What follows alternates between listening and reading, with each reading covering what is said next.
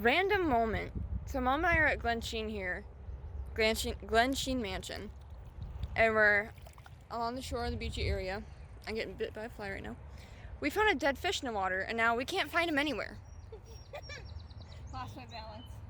Like, he was in this area, it was like all washed out. We can't find him, and he's a giant fish. I shouldn't say giant, he's like goldfish sized. And we can't find him. It's a dead fish. That's what I thought. But like, bro. You got him on camera. Yeah, I'll show you guys the picture. Like, he literally was here because he was showing the girls. Did we throw him in the lake? No, unless you did. I don't remember. I don't see anything floating out there.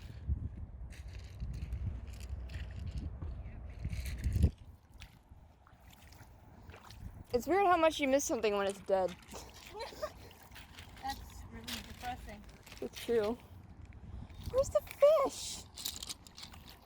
What's a fish?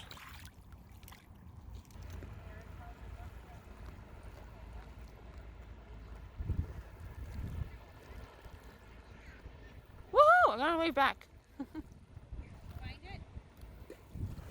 No, I got the people on the boat to wave. Oh. Jesus!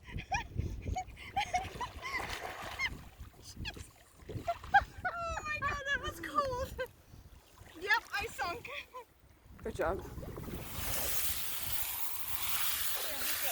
You hear that, ladies and gentlemen? It's not I suck, it's I sunk. Ooh. That's a nice one. Yeah. And then I found this tiny little guy. Let me tell you what a cold clutch feels like. I'm sure we all know what a cold crotch feels like. Holding mother princess, so I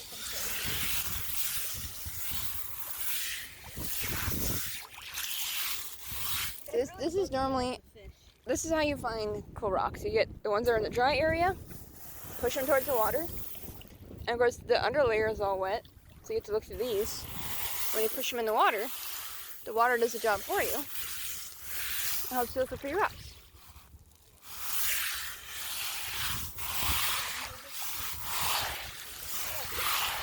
Also, this is one of my favorite noises.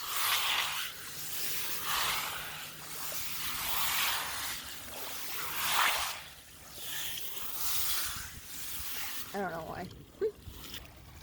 Also, I need a haircut. I can't see a thing right now.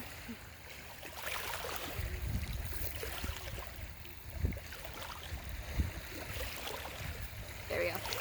Also, yes, I did dye my hair last night, so...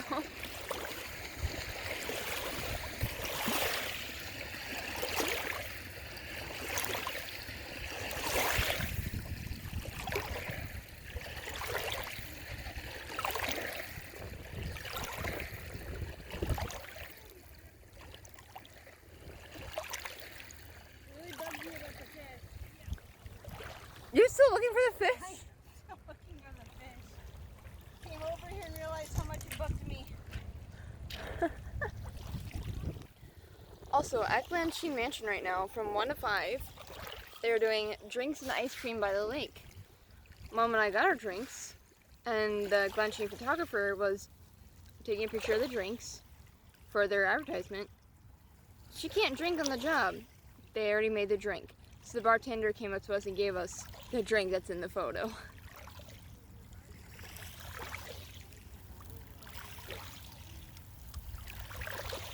Yes, I'm old enough to drink.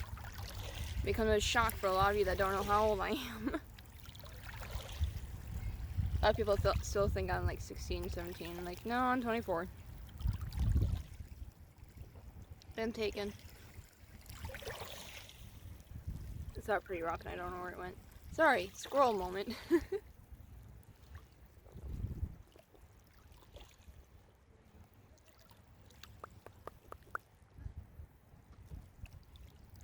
Now what? We're going to turn this into a learning experience here. Okay. I'm gonna tell you about Glensheen Mansion and something that happened there. Okay.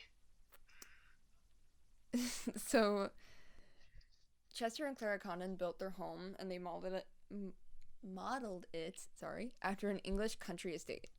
Chester was an attorney, a businessman, and a state legislator, and he later made his Huh. fortune in the mining industry. Huh. Okay. So he's got good money, good house. He designed a mansion, and he even designed the land that it was built on. In 1908, the city of Duluth named the park after Mr. Condon, hence Condon Park. Between 1882 and 1891, Clara gave birth to 5 children: Walter, Edward, Marjorie, Helen, and John. Oof. Too many kids. Oh, just wait. Before living at Glensheen, the Condons found a home to rent on East 1st Street in Duluth. 2 more children were born: Elizabeth and Robert. No, too many kids. But okay. John, however, he unfortunately passed away when he was 2 years old from the scarlet fever. Yeah. Story's off to a great start. Oh, just wait. In 1903, Chester purchased the land along Tisher Creek, soon acquiring just over 21 acres bordering the lake and reaching a quarter-mile up the hillside. The name Glensheen comes from the glen on the property, and the sheen being the shine of the sunlight off of Lake Superior. In June of 1905, excavation began for the house, and they had also built a carriage house, gardener's cottages with 4 greenhouses, and a boathouse with an attached pier. Huh. Kind of wish I knew how much that all cost right now. Like, compared from then to now, I kind of want to know how much it was. Well, especially because a vast majority of the furniture you'll see in the mansion was custom made just for them. Oh, so he had buku butt. Buku bucks. That's what you get for talking and yawning at the same time. Don't judge me. Is my story that boring for you right now? Do you not like history?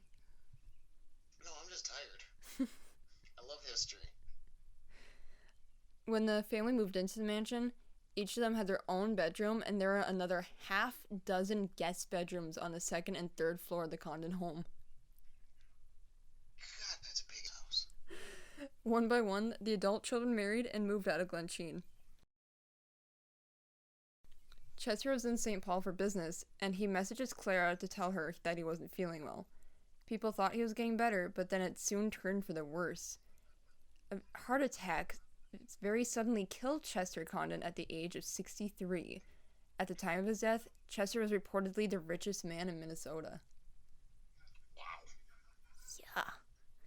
When Elizabeth heard the news of her father, she dropped out of college and moved back home to help her mother manage the estate while her brothers Walter and Edward took over the varied business interests. Just when you thought things couldn't get bad. In 1964, a massive stroke left Miss Condon disabled and in need of nursing care. This is gonna be like what's the movie? This is turning like Paranormal Activity or something real quick here. Stop reading my mind. With the aid of her personal manager, Vera Dunbar. In 1968, the family decided to donate Glensheen to the University of Minnesota, go Bulldogs, with the stipulation that Condon could stay until the end of her life. That life tragically ended the night of June 26, 1977, when Elizabeth and her night nurse Velma were murdered. But, thanks for that dark left turn we just went down on. That night, an intruder broke into the mansion through the billiard room window, and as he was climbing up the staircase, he runs into Velma, the night nurse. He clubbed her to death with a brass candlestick. To this day, you can still see some of the blood spatters on the stairs. 83-year-old Elizabeth Condon, Chester's last living child and ailing heiress to his fortune, was found smothered in her bed with her satin pillow. The watch and ring she was wearing went missing, along with other pieces of jewelry and a wicker suitcase. Oh my god. monster did it in the bedroom with a candlestick. My thoughts exactly. This is totally Clue. Here's the left turn, though. The killings were carried out by Roger Caldwell, allegedly at the urging of his wife, who was Condon's adopted daughter Marjorie, though she was later acquitted of conspiracy to murder at trial.